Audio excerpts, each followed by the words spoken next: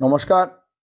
যারা যারা আমার এই অনুষ্ঠানটা দেখছেন তাদের জানাই আন্তরিক অভিনন্দন।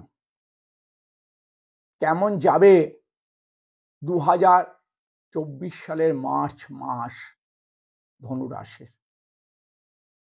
অগ্নিকারক দ্ব্যর্থক প্রকৃতির বৃহস্পতি অধিপতি এই রাশি। এই রাশির লোক যে জাতক জাতিকাদের দেখতে সুন্দর, মনোশক্তি, প্রবল জেদ,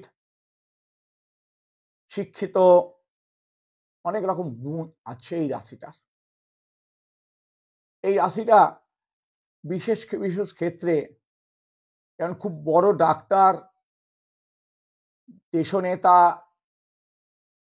বিশ্বনেতা, এসব ক্ষেত্রে এই রাশিটার একটা প্রভাব দেখা যায়। তথাপি এই রাশিটা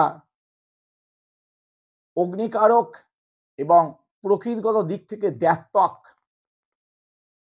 মানে মনটা সর্বদা দুটো ভাগে দ্বিধাচ্ছন্ন হয়ে থাকে, ভাগ হয়ে থাকে এবং সবসময় মাথা গরম, রাগ এদের একটা প্রচন্ড পরিমাণে থাকে। সেই কারণবশত এই রাশি প্রচন্ড পরিমাণে ভুল করে, রাগ জেদে অনেক কিছু ধ্বংস করে। আসবো এই রাশিটা কেমন যাবে 2024 সালের মার্চ মাস। হ্যাঁ, এই রাশিটার পজিটিভ চান্স প্রচন্ড। অনেকে প্রশ্ন করেন যে কই আমার তো হচ্ছে না। আমি বলবো এই রাশিটার ওপরে কি প্রবণতা বর্তমানে আছে সেইটুকু। এবার যদি আমার কথা মতো আপনার মিলছে না, আমি তাহলে বলবো অবশ্যই আপনারা একটা কোনো ভালো জ্যোতিষের পরামর্শ নিন। তাহলে কোন জায়গায় আপনাদের অবস্ট্রাকশন হচ্ছে সে বিষয়ে আপনারা জানতে পারবেন। আমরা শুদ্ধ রাশির এই প্রবণতা গোচরগত যে ফলটা পাওয়া যায় তার উপরে নির্ভর করেই খালি বলছি আমি, আর বিশেষ কিছু বলতে পারা যায় না। কেন, প্রত্যেকটা লোকের ইন্ডিভিজুয়াল, এক একটা লোকের এক এক রকমের পুষ্টি হয়। তার আগে বলি, শুরু করার আগে বর্তমান সৌরমণ্ডলের অবস্থাটা কেমন। এই রাশি দ্বিতীয় স্থানে বসে আছে মঙ্গল এবং শুক্র, তৃতীয় স্থানে বসে আছে তৃতীয়াধিপতি শনি, বুধ এবং রবি, চতুর্থে বসে আছেন রাহু, পঞ্চমে এই রাশির অধিপতি বৃহস্পতি দেবগুরু, এবং একাদশে চন্দ্র এবং দশম কেতু।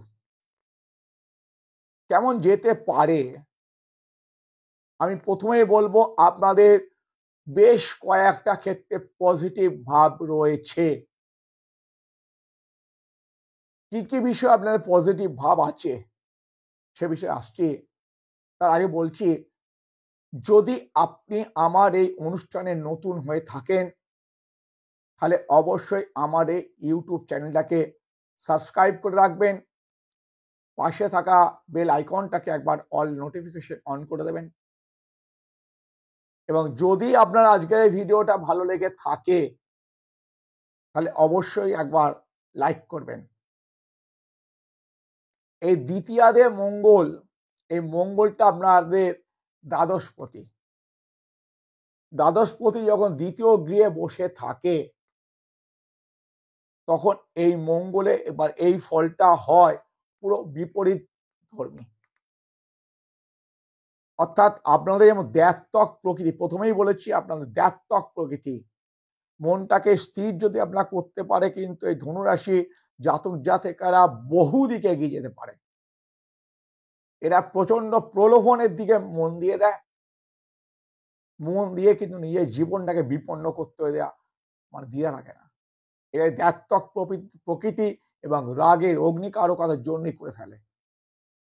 এই দ্বাদশপতি যখন মঙ্গল আপনাদের বসে আছেন এবং পঞ্চমাধিপতি মঙ্গল আপনার দ্বিতীয় স্থানে বসেছে, তখন আপনাদের একটি বিষয় সাবধান থাকা দরকার, আপনাদের পুত্র বা কন্যার কোনো রকম অসুখ বিসুখে ভোগ হতে পারে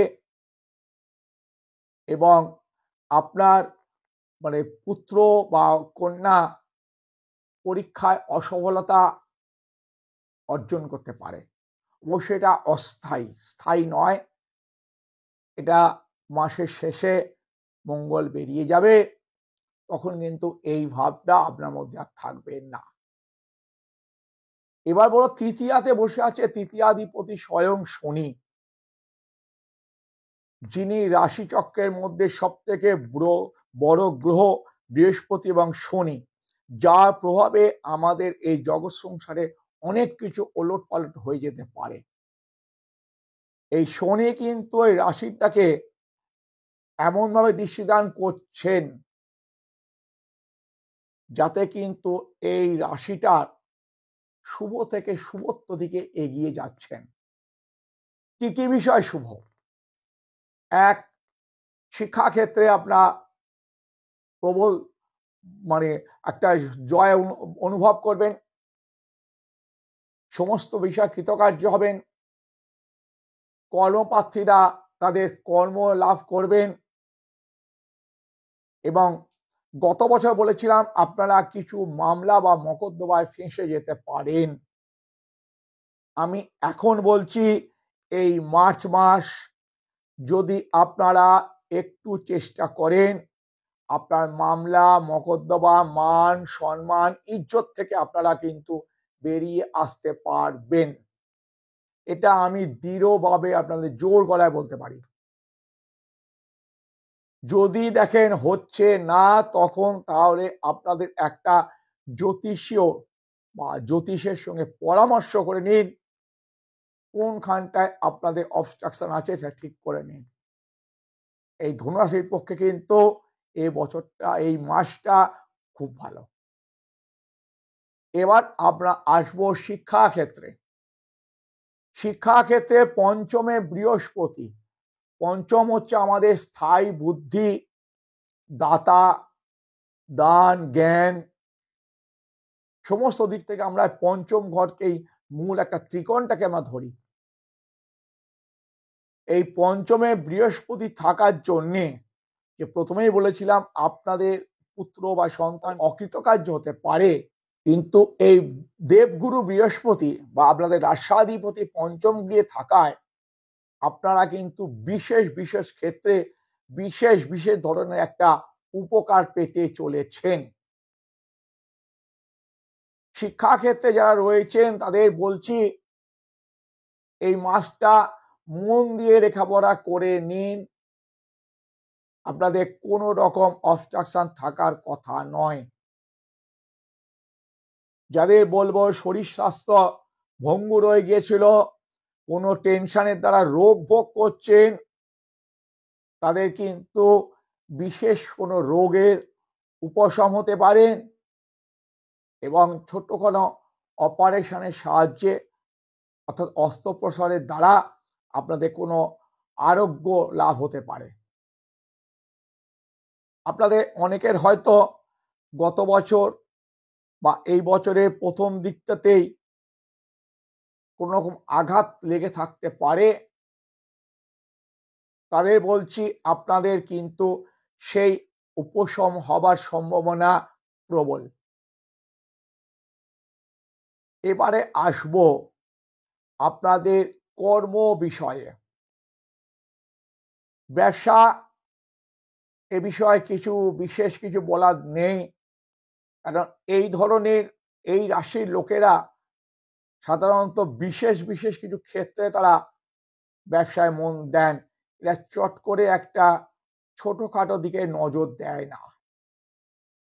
এদের হাঁটা চলা গড়ন এতটা সুন্দর হয় যে বিশেষ কিছু ক্ষেত্রে এরা পাবলিক রিলেশন অফিসার বা কোনো অ্যাকাউন্টেন্ট, কোন রকম বড় স্থানে থাকার এদের সুযোগ হয়ে যায়। অর্থাৎ চাকরি বা ব্যবসা বিষয় এদের কোনো কিন্তু অসুবিধা হবার কারণ নেই, কারণ একাদশপতি স্বয়ং বসে আছে দ্বিতীয় ক্ষেত্রে, আয়ের উৎস এদের বাড়বে। এই একাদশপতি যখন দ্বিতীয় ধনস্থানে থাকে বা ধনাধিপতি যখন একাদশ গৃহে বসে, তখন কিন্তু মানুষের আয় উপার্জন কর্ম থেকে বৃদ্ধি পায়। এবারে বলছি, আপনাদের দ্বাদশপতি যখন দ্বিতীয় স্থানে বসেছে, তখন আপনাদের একটা বিদেশ থেকে কোনো আমদানিকৃত অর্থ আসতে পারে, বা আপনি কোনো জিনিস এখান থেকে রপ্তানি মারফত কিছু অর্থ পেতে পারেন। আর শরীর স্বাস্থ্য বিষয়ে বিশেষ কোনো চিন্তার কারণ নেই। শিক্ষা নিয়ে বলেছি। বিবাহ বিষয়ে বলবো, যারা বিবাহ উপযুক্তা তাদের বিবাহ ক্ষেত্রে স্থান পাবেন। যাদের প্রেম বিষয় ভঙ্গুর হয়েছেন, তাদের পুরনো প্রেম বিষয় আবার নতুন করে উত্থাপিত হতে পারে, প্রেমে আপনাদের জয়লাভ হতে পারে বা ভাগ্য পরিবর্তন হতে পারে। মোটের ওপর মার্চ মাস ধনুরাশির পক্ষে যথেষ্ট ভালো যাবে। ভালো থাকুন, ভালো রাখুন। যদি কোনো রকম অবস্ট্রাকশন আসে, তখন জ্যোতিষের পরামর্শ নিয়ে মাসটা বা বছরটাকে বা জীবনটাকে বদলে নিন। অহেতুক কারোর উপর দোষারোপ করে কোন রকম প্রশ্ন করে লাভ নেই। আর বিশেষ কিছু এই রাশি বিষয়ে বলবো না। শেষ করব আজকের অনুষ্ঠান। ফিরে আসব অন্য কোনো রাশি বিষয়ে অন্য কোনো এপিসোডে। শেষ করলাম আজকের অনুষ্ঠান। নমস্কার।